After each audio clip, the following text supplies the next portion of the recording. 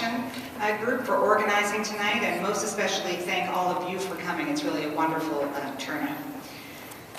I'm delighted to be sharing the podium this evening with Chris and Sana, and in order to help, I think, put their remarks into greater context, I'm going to focus my remarks on the broader issue of refugees in general and a little bit about the Syrian crisis, which of course is on all of our minds.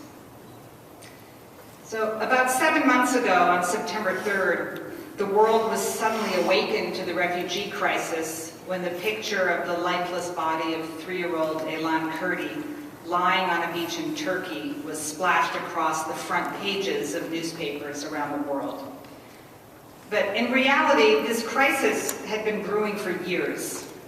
As of December 2014, the most recent date for which accurate numbers are available, the UN High Commissioner for Refugees, or UNHCR as it's known, that's the UN body responsible for refugees, they calculated about 60 million displaced people around the globe, the highest number the world has seen since World War II.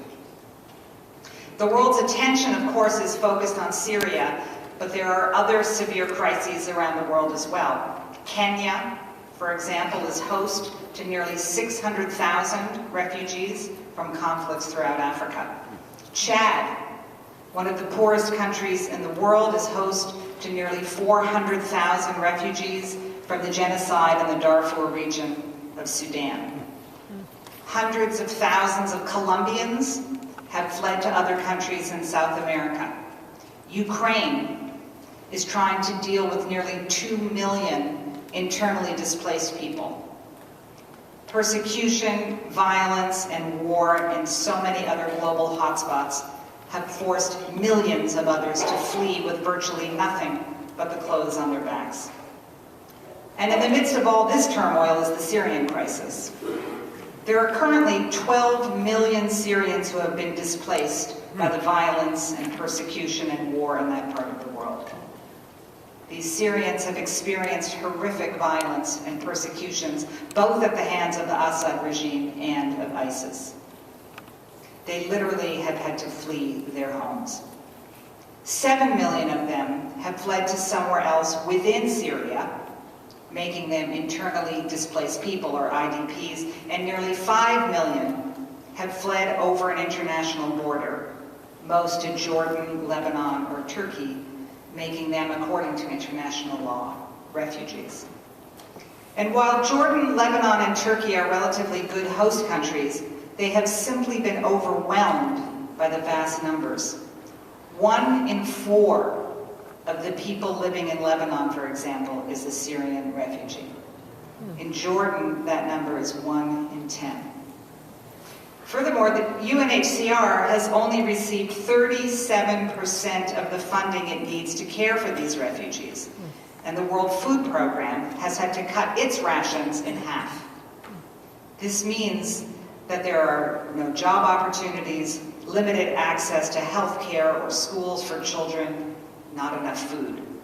So for many of these refugees, there literally was and is no choice but to flee for a second time to Europe.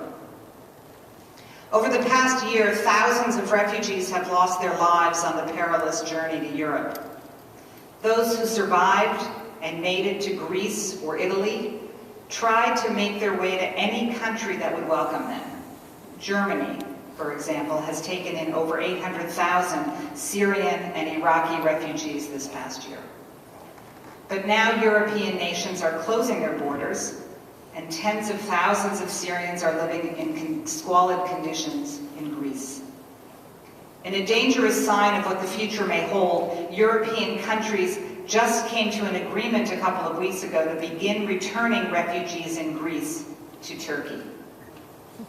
But given the unrelenting nature of this crisis, undoubtedly some new, perhaps even more dangerous escape route will emerge.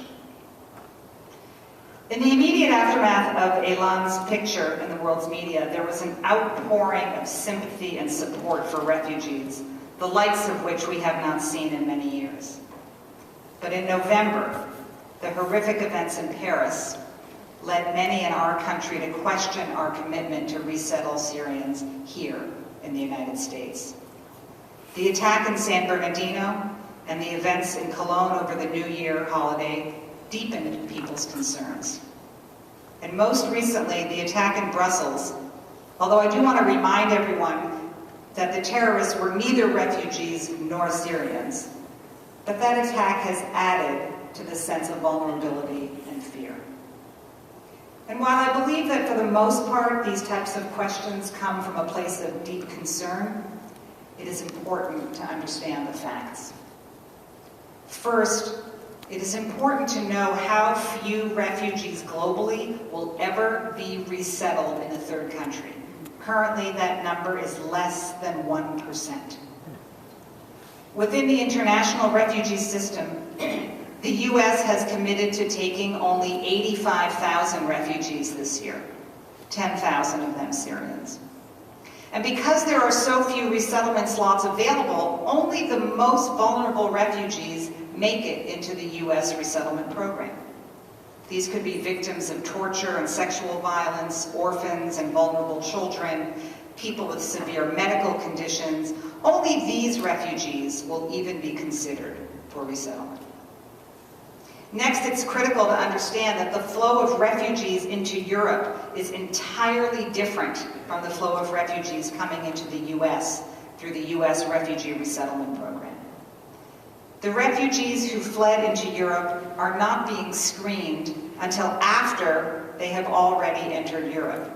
And it will take months, if not years, to sort through which of these people have legitimate refugee claims. The refugees who arrive in the United States, on the other hand, undergo extensive security vetting prior to setting foot on U.S. soil. Many people ask how the U.S. resettlement program works, so let me try and, in like 2 minutes, walk you through it. First, somehow refugees are identified by UNHCR. UNHCR collects initial documents and does an initial screening. Only refugees who are strong candidates for resettlement are then moved forward. If the refugee is recommended for resettlement to the U.S., a file is created by the State Department and security checks begin. And I want you all to know how rigorous the security vetting is. Refugees are subject to the highest level of security checks of any category of traveler to the United States, including those coming on tourist visas or student visas or work visas. While still overseas, refugees who are applicants to the U.S. program are screened by the National Counterterrorism Center, the FBI, the Department of Homeland Security, the Department of State, and the Department of Defense. Their biographic and biometric information is vetted against a broad array of law enforcement and intelligence community databases. Homeland Security agents have absolute discretion to reject any refugee for any reason. And from the time the refugees begin the process until they actually come to the United States can take upwards of 24 to 36 months. Once refugees are approved for admission to the United States, they are turned over to one of the authorized agencies responsible for resettling refugees. There are only 9 such agencies. HIAS, which I represent, is one. These national agencies work through hundreds of agencies at the local level who assume day-to-day responsibility for resettlement. And I'm sure we'll hear a lot more about that from Chris. Let me just close with a somewhat personal reflection.